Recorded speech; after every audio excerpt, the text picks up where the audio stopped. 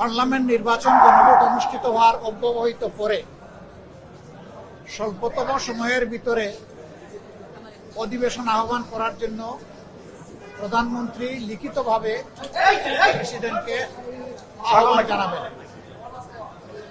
তাই করেছেন।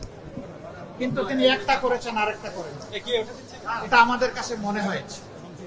ফলে শুধু জাতীয় সংসদের অধিবেশন ডাকা হয়েছে, কিন্তু সংস্কার পরিষদের অধিবেশন ডাকা হয়।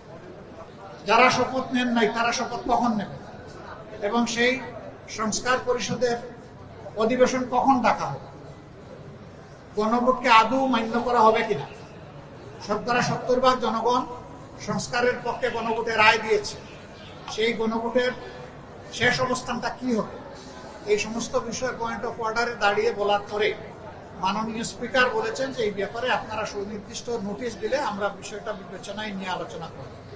আমরা এখন নোটিশ প্রদান করব। আমরা নোটিশ করে সংসদের ভিতরেই এর সমাধান আমরা করতে চাই। কিন্তু কোনো কারণে যদি সংসদের ভিতরে আমরা এর জনগণের এই প্রত্যাশা বা আকাঙ্ক্ষার বাস্তবায়ন না পাই, তখন স্বাভাবিকভাবেই আমাদেরকে রাজপথে তখন আন্দোলনে